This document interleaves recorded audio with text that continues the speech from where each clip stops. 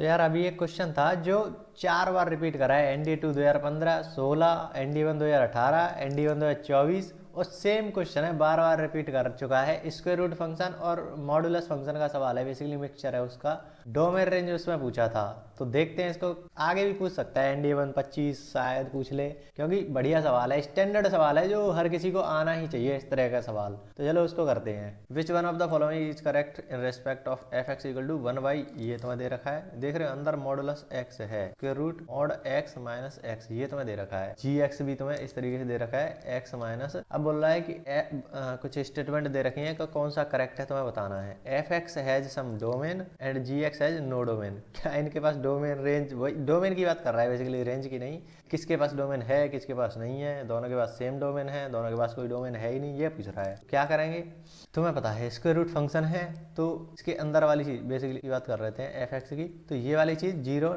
से बड़ी होनी चाहिए। ऐसा ही तो तुम बोलोगे, स्क्वायर रूट फंक्शन को देखते ही तुम बोलोगे कि ये चीज होनी चाहिए पॉजिटिव या 0 भी हो सकती है स्क्वायर रूट। लेकिन तुम्हें पता चलेगी अगर इस तरीके से ये 0 हो गया तो अनडिफाइन हो जाएगा। इस चक्कर में ये स्क्वायर रूट भी कभी 0 नहीं होना चाहिए। ये इक्वल टू का साइन तुम हटा दोगे, इस तरीके से आ जाएगा। तो ये क्या बोलना चाह रहा है, मॉडुलस x है वो बड़ा होना चाहिए। क्या ये पॉसिबल है, देखो कहाँ पॉसिबल है। हाँ, मॉड के केस में हम क्या क्या डाल सकते हैं, 0 तो तुमने डालने से ही मना कर दिया कि 0 तो ये हो ही नहीं जाने चाहिए, सॉरी मना नहीं करा है। तुम अगर 0 डालो यहाँ पर तो इधर भी 0 आएगा। क्या 0 खुद से ही बड़ा हो सकता है, नहीं हो सकता, तो वो तो हटा ही दो, उससे बड़ा होता। अब तुमने कोई पॉजिटिव वैल्यू डाली, मान लो तुमने 5 डाल दिया, वो 5 से बड़ा होगा, नहीं होगा, ऑब्वियस बात है। अगर तुमने माइनस कुछ डाला, -5 डाल दिया, क्या वो मॉडुलस तो प्लस में ही देने वाला है, तो क्या ये सही होगा। हाँ, माइनस से तो पॉजिटिव संख्या सही होगी ना। तो तुम्हें रेंज x की क्या वैल्यू तुम डाल सकते हो, यहाँ पर x तुम नेगेटिव डाल सकते हो, 0 से छोटी डाल सकते हो। ये तुम्हें इसका कुछ डोमेन मिल गया कि इस डोमेन में ये फंक्शन काम कर रहा है, आंसर्स दे रहा है। fx के पास तो कुछ डोमेन है, सम डोमेन, तो fx के पास डोमेन नहीं है, ये तो हट ही गया। ये भी हटेगा क्योंकि दोनों की बात कर रहा है कि नहीं होगा। अब बात रही कि gx के पास है क्या नहीं, तो इसको हमने निकाला बाहर। ये भी तुम्हारा इस तरीके से ये 0 से बड़ा होना चाहिए, इक्वल टू 0 भी नहीं होना चाहिए, नहीं तो 1/0 अनडिफाइन हो जाएगा।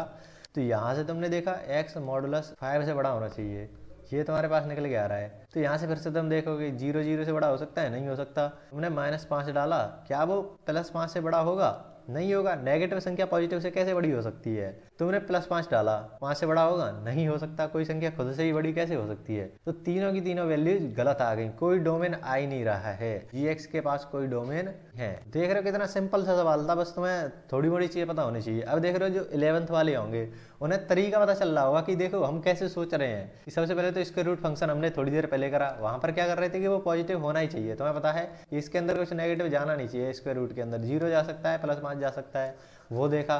फिर हमने देखा कि 1/0 ये नहीं होना चाहिए कभी, तो ये नीचे वाली चीज अभी हम 0 कर दे रहे थे स्क्वायर रूट ऑफ x को, तो वो 0 भी नहीं होना चाहिए, बेसिकली तुम्हारा 0 से बड़ा ही होना चाहिए। तो ऐसे हमारी थिंकिंग डेवलप हो रही है। 11th वाले बहुत सही जगह आए हो तुम।